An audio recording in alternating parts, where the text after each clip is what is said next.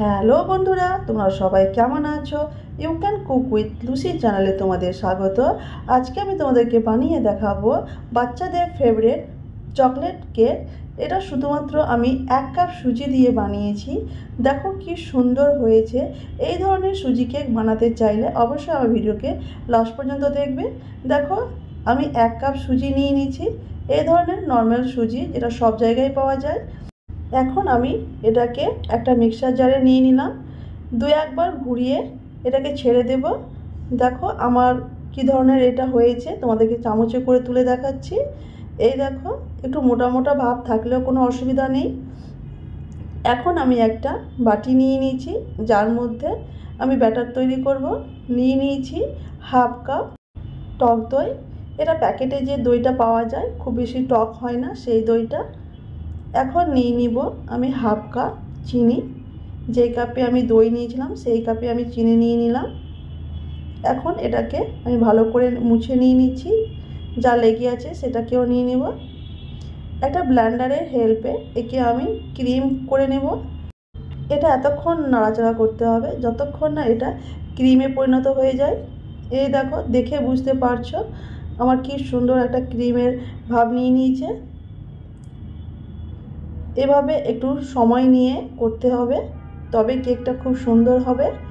এখন দিয়ে দিব আমি 1/4 কাপ সাদা তেল। একেও আমি ব্লেন্ডারের মাধ্যমে এভাবে মিক্স করব যেন ক্রিমের মধ্যে পুরোপুরি মিক্স হয়ে যায়। দেখো কি করে আমি করছি। দেখো আমার যেন তেলটা এতটুকুনো বোঝাচ্ছে না, পুরো ক্রিমের মধ্যে মিশে গেছে। এরপরে আমি দিয়ে দিচ্ছি যে 1 কাপ সুজি মিক্সার গ্রাইন্ডে ঘুরিয়ে রেখেছিলাম সেটা। একে এখন আমি সুন্দর করে মিক্স করে নেব। দেখো কেক করতে খুব সোজা, খুব সিম্পল। এইভাবে ঘরে থাকা জিনিস দিয়ে সুন্দর কেক তৈরি হয়ে যায়। তোমরা একবার এভাবে কেক বানিয়ে দেখবে, ভীষণই সুন্দর লাগবে। এটা খেতে ভীষণই সুস্বাদু আর মজাদার হবে। দেখো আমি ভালো করে সেটাকে মিক্স করে নিচ্ছি। এখন এটাকে আমি রেস্ট করার জন্য রেখে দেব 15 মিনিট। 15 মিনিট পর আবার ফিরে এসে তোমাদেরকে দেখাবো। ততক্ষণের জন্য কেক টিনটা রেডি করে নেব। এই দেখো আমি এটা 8 ইঞ্চির কেক টিন নিয়েছি। যে আমি পেপারটা নিয়েছি সেটা সিম্পল পেপার। এভাবে গোল করে কেটে নিয়ে সাইজ করে কেটে নিয়েছি। কেক তৈরি করার জন্য কোনো বাটার পেপারের দরকার নেই। এভাবে প্রথমে আমি তেলটা লাগিয়ে নিলাম পুরো কেক টিনের মধ্যে। তারপর একটা সিম্পল কাগজটা দিয়ে দিয়েছি। কাগজের ওপরেও আমি কিছুটা তেল ব্রাশ করে নেব। এখানে আমি সাদা তেলটা ইউজ করেছি। এখন সেটাকেও আমি রেখে দিলাম। 15 মিনিট পর আমি ফিরে এলাম। এই দেখো আমার সুজিটা ফুলে গেছে, দিয়ে টাইট হয়ে গেছে। আবার আমি একটু ভালো করে মিক্স করে নিচ্ছি। এর উপরে আরও কিছু দিতে হবে, সেটা দেখে নাও আমি কি কি দিচ্ছি। দিয়ে দিচ্ছি 2 টেবিল স্পুন কোকো পাউডার। এখানে তোমরা ওরিও বিস্কিটকে গুঁড়ো করেও দিতে পারো, ক্রিমটাকে ছাড়িয়ে বিস্কিটটাকে গুঁড়ো করে নিতে হবে। আর দিয়ে দিচ্ছি 1/4 কাপ ময়দা। আর দিয়ে দিব 1 টিস্পুন বেকিং পাউডার। আর দিয়ে দিচ্ছি 1/4 টিস্পুন বেকিং সোডা।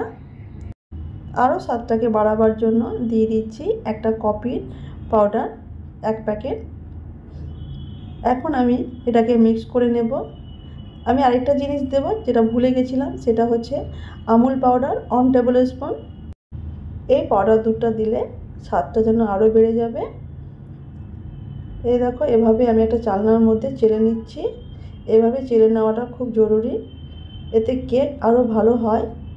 এখন আমি আবার সুন্দর করে মিক্স করে নেব। কেকটা যত নাড়াচাড়া করবে তার মধ্যে তত ফ্লপি ভাব আসবে, এতে স্পঞ্জটা ভালোভাবে তৈরি হবে। এই দেখো আমার মিক্স করা হয়ে গেছে। এখন আমি এর উপরে দিয়ে দিচ্ছি 1/4 কাপ গরম দুধ।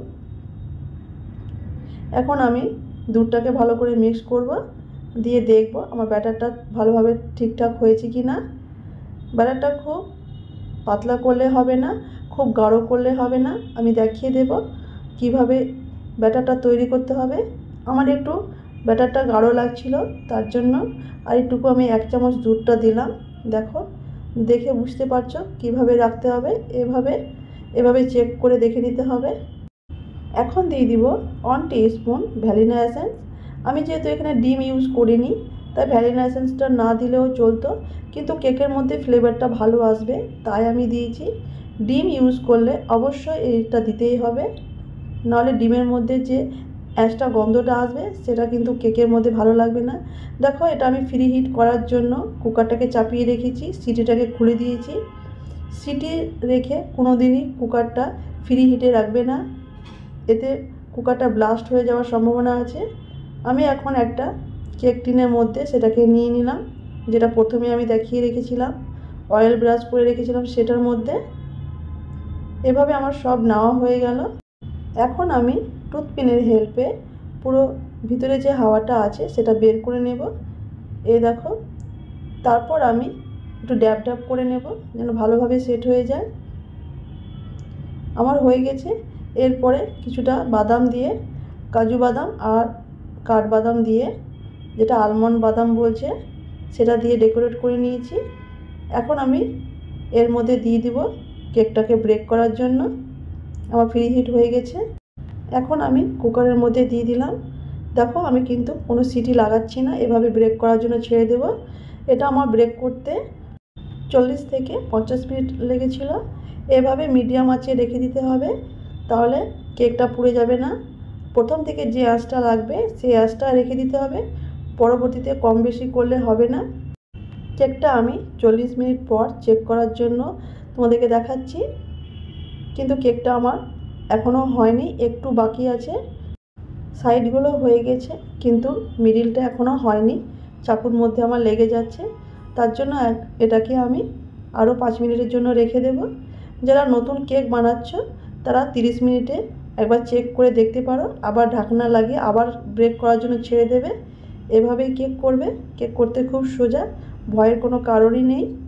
দেখো, এখন আমার হয়ে গেছে পারফেক্ট। এখন আমি এটাকে তুলে নেব, তারপর একে ঠান্ডা হওয়ার জন্য ছেড়ে দেব। ঠান্ডা হয়ে যাওয়ার পর কিন্তু কেক টিন থেকে কেকটাকে বার করতে হবে। গরম অবস্থায় বার করলে কেকটা ঠিকঠাক বেরিয়ে আসবে না, লেগে যাবে কেক টিনের মধ্যে।